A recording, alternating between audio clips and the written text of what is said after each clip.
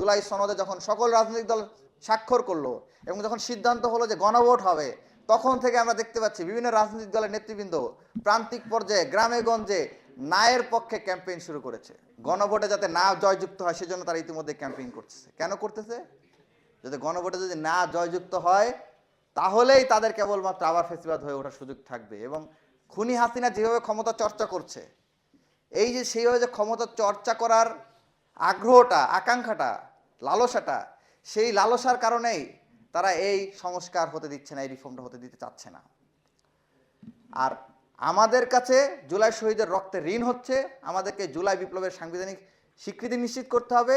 পাশাপাশি জুলাই বিপ্লবের শহীদেরা যেরকম একটি রিফর্ম বাংলাদেশের স্বপ্ন দেখে শহীদ হয়েছেন, সেই রিফর্মটা নিশ্চিত করতে হবে। সুতরাং কোনো রাজনৈতিক দল গণভোটে হ্যাঁ চাইলো কি চাইলো না, জুলাই সনদ চাইলো কি চাইলো না, সেটা আমাদের দেখার বিষয় নয়।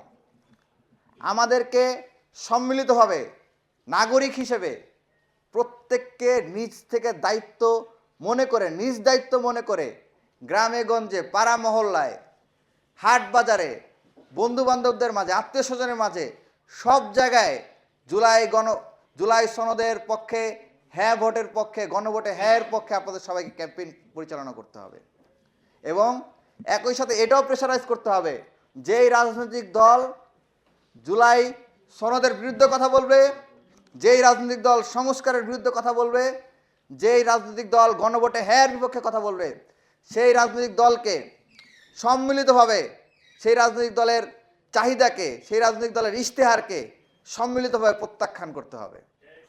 যেই রাজনৈতিক দল তাদের ইশতেহারে জুলাই সনদের কথা রাখবে না, যেই রাজনৈতিক দল তাদের ইশতেহারে খুনি হাসিনার বিচারের কথা রাখবে না, যেই রাজনৈতিক দল তাদের ইশতেহারে জুলাই বিপ্লবের সাংবিধানিক স্বীকৃতির কথা রাখবে না, নিরাপত্তার কথা রাখবে না, তাদের সবার বিরুদ্ধে আমাদেরকে ঐক্যবদ্ধ হয়ে তাদের চাওয়াকে, তাদের ভোট চাওয়াকে আমাদের সম্মিলিতভাবে প্রত্যাখ্যান করতে হবে এবং ব্যালট বাক্সে তাদেরকে উল্টে দিতে হবে।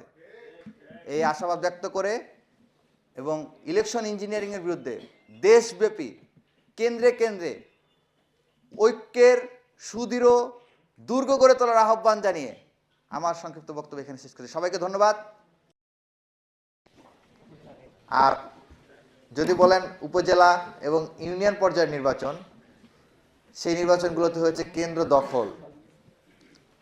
সেখানে যেহেতু সকল দলের পার্টিসিপেন্ট ছিল না এবং ফ্যাসিস্ট দলেরই একাধিক ব্যক্তি ক্যান্ডিডেট ছিল, সে কারণে তারা সেখানে একটা নতুন একটা মডেল ফলো করেছে।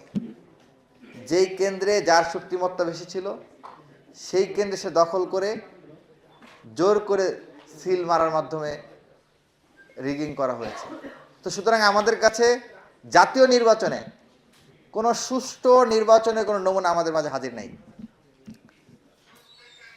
আমাদের মাঝে যেটি হাজির আছে, আমরা যে নির্বাচন থেকে শিক্ষা নিতে পারি, সেটি হচ্ছে 5 আগস্ট পরবর্তী সময়ে আমাদের ক্যাম্পাসগুলোতে যে ছাত্র সংসদ নির্বাচনগুলো অনুষ্ঠিত হয়েছে, সেই নির্বাচনগুলোকে যদি আমরা মডেল হিসেবে নিতে পারি, তাহলে বাংলাদেশে হয়তো একটি ফ্রি, ফেয়ার এবং গ্রহণযোগ্য অতি সুষ্ঠু নির্বাচন উপহার দেওয়া সম্ভব হবে।